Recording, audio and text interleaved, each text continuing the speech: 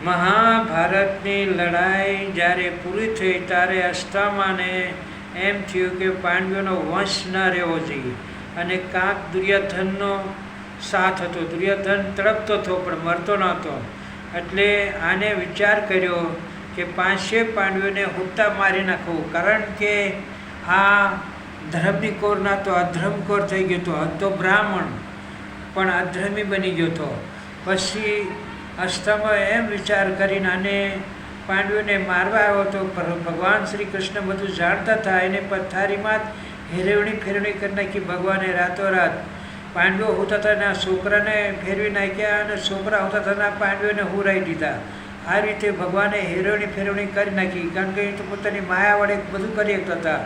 અને અસ્થામાં આવ્યો અને 5 છોકરાના મસ્તક કાપીને લઈને હુત્તા મારીને લઈને વહી ગયો. દુર્યોધનને દેખાડ્યા.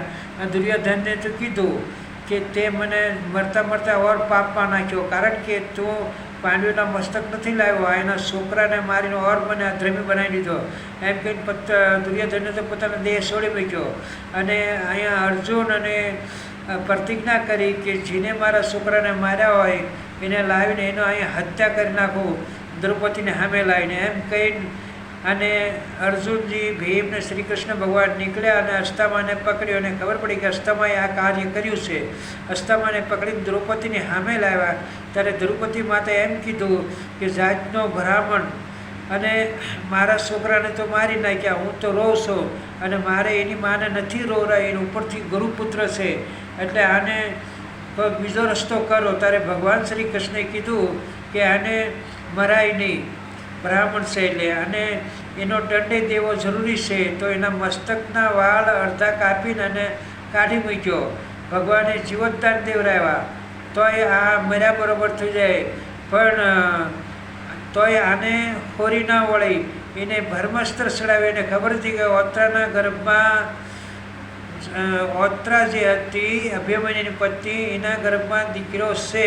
આવી અષ્ટામાને ખબર હતી કે પાંડવોને વશ વેલો ન રાધો. આવી રીતે કરીને અને ભર્મસ્તર છોડ્યું. ત્યારે પછી ભગવાન તો અંતરામી હતા, અને ઓત્રાને પેટમાં બદરા થવા મળી. ત્યારે ભગવાનના પગમાં પડી ગઈ. ભગવાન કે હું અહીં સૌ તારું કોઈ અહિત નહીં કરીએ, કેમ કે ભગવાને પોતાનું સુદર્શન ચક્ર મૂક્યું અને ભર્મસ્ત્રનું બધું જ તેજ પોતાના સુદર્શન ચક્રમાં લઈ લીધું. અને ઓત્રના ગર્ભમાં જઈને ભગવાને નાનું રૂપ લઈને બાળકને આશ્વાસન આપ્યું. અને પછી ભગવાને કીધું કે હવે હું જાઉં છું. આવી રીતે વાત કરી. તો ત્યાં એવું બન્યું,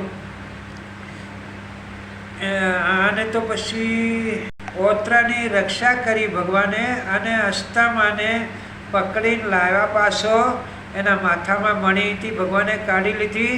અને ભગવાને અષ્ટામાને કીધું કે 1000 વર્ષ સુધી તું તડપી મરીશ તોય તારે મોત માંગીશ તો મોત નહીં આવે. એ જ અષ્ટામાં આજની તારીખમાં એવું સંભળાય છે કે જમના નદીના કિનારે માથે સગડી લઈને ફરે છે, અને લાખોમાં કોકને એકને જ દેખાય છે. આ અમુક મોટા મહાત્મા લોકો હોતી કહે છે, વાત સાંભળેલી છે. એ જ અષ્ટામાં આજ 1000 વર્ષ વહી ગયા તોય એને મોત માંગે મોત નથી મળતું. જ્યાં ધર્મ છે ને ભગવાન છે, અધર્મ છે ને ભગવાન હોતા નથી. જય દ્વારકાધીશ. આ શોર્ટમાં વાત કરી, બે બાજુથી કટ કરી. જય દ્વારકાધીશ.